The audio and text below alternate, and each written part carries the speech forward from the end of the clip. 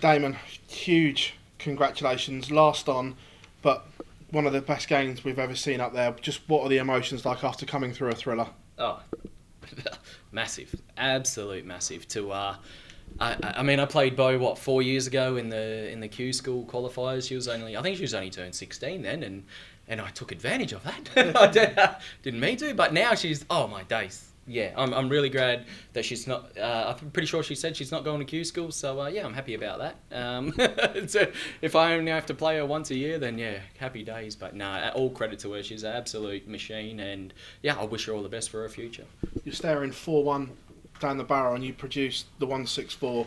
Was that the game changer? Yeah, it's a little bit of a signature of mine. I was just saying before about in my Brisbane Masters, I was 5-3 down against Wadey, and next minute I pull out a 164, win the game, and go and win the tournament. So hopefully it's a good omen there, and yeah, things happen for me. So yeah, massive, mate. I give myself a pat on the back for stuff like that. What was the pressure like going into the game? Obviously, a game of huge magnitude, but also last as well. So you were last in the practice room, watching it build through the night. Yeah, I felt Sky knew what they were doing. I really felt that. Look, it was always happening. I know what to expect, mate. I've got that experience, obviously, with the match play and stuff like that, and I was doing silly things there, and I know that the crowd's going to be. I'm like, I'm Australian in England. What do you know what I mean? What do you expect? So I know what to expect, and I'm just lucky there's probably wasn't 3,000-4,000 there, to be fair.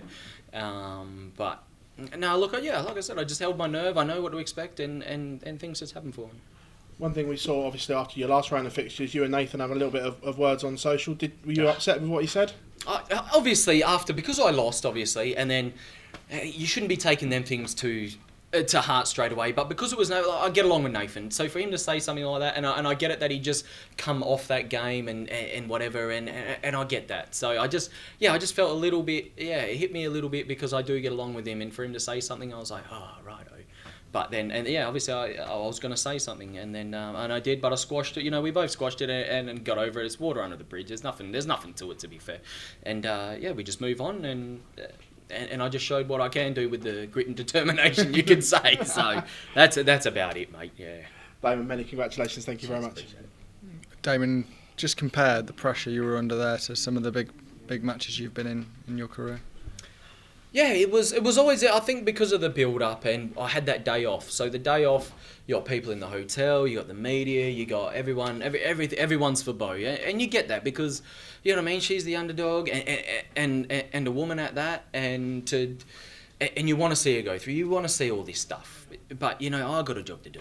You know, I got things to do, so I know what to expect. And maybe she come up against someone else not to expect with all the boos and the media talking and stuff like that. You know, I can cancel that. I'm a pretty laid back guy, so I've you know, this is experience that I'm gaining as well. So this probably helped me more than maybe her, to be fair. I think I always look up to, say, like Gezi Price. I think he's probably one of the most mental strong people in the game at the moment, because he's been through hell, and his family's been probably through hell as well, and I think he's come out of the side of it like $1 million. So what I'm going through is probably not as worse as him, but if I can deal with stuff like this and still go on, man, my mental game's going to be better for the future, that's for sure. Do you believe going into that game people were expecting Beau to win that? Yeah, probably 100%. Yeah, people, yeah, you know what I mean? And why wouldn't they, man?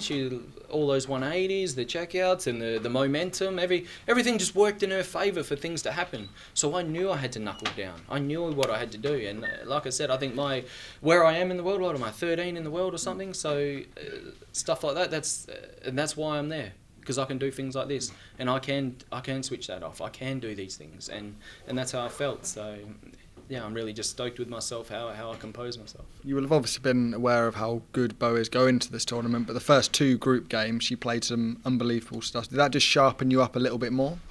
No, I wouldn't say any more. I just, all I knew in myself was it's a must win. It's win, you're here, you lose, you're out. And I just treated it like it was any other game. You know, I still gave my celebrations. I didn't interact with the crowd, because I think that might have been, that definitely would have been worse, because, you know what I mean, that would have put the pressure on myself even more again, so there was no need for that. I just felt like I just had to stick to my game, do what I do, because if I turn up, then I win, and sure enough, I turned up and things happened for me. Did you learn from what we've seen from Ricardo, for example? He got involved in the crowd. Yeah, a little bit silly. I mean, I did some silly things at the match play, but it's a different crowd. I think you got to know your crowds. Match play crowd is a dart crowd. They get it 100%. The banter, the everything. They're there for darts. Crowds like this, Ali Pally, I don't think they're actual dart fans, you could say. They're there for the party, they're there for the good time. They are there for the darts, but they're not real dart supporters, you could say. So I think you just got to know your crowd and know how to handle yourself, and that's what I think I just did. Cheers for your time, Damon. Cheers. Damon, how crucial do you feel your experience was there ultimately in that last leg? I mean, back-to-back 140s really killed that off. Yeah, absolutely crazy, because we both started off crap, and I'm like, oh, don't do this. Settle yourself. You know what you can do. Trust your throw, and that's what happened. That happened for me really good, and that's where I think, I did learn a little bit there, 100%. Where Beau, on the other hand, how many times has she been in that situation on a stage? Against PDC players, probably not too many. So she'll probably learn herself. But yeah, I hope she doesn't get on tour. The reward is a tie against Michael Van Gerwen. Are you looking forward to that one? Yeah, 100%. I'm sure he's probably looking for it too, and he's probably wants revenge on games that he's lost to me, or.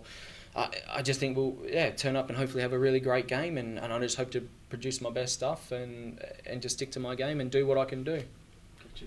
Awesome. Damon, did you feel like that if you didn't take out that 164 that you were going to lose the match because Beau was sat on 42 to go within one?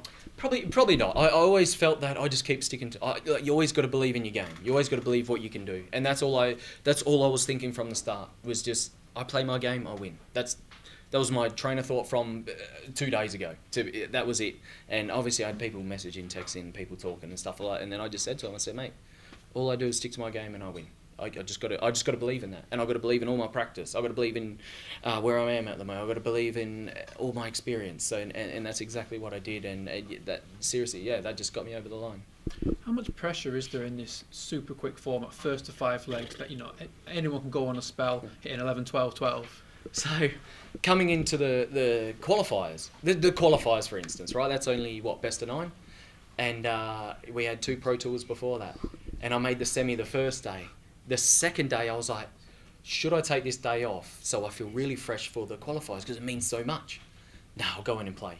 Sure enough, I make another semi, don't I? So I've just played like 14 games, and I was like, was that a bad move or a good move? I started questioning myself. I was like, oh, right. So... yeah, coming into that, it just even in the qualifiers being best of 9. Oh, I've never felt so nervous ever. I was nervous the whole day. I didn't know what come over me with that sort of situation, because it's not just another Pro Tour. It's you either win, you're in, or you lose and you're out. That's it. So that was the same thing there. You win, you're in. You lose, you're out. And better in my hands than someone else's hands.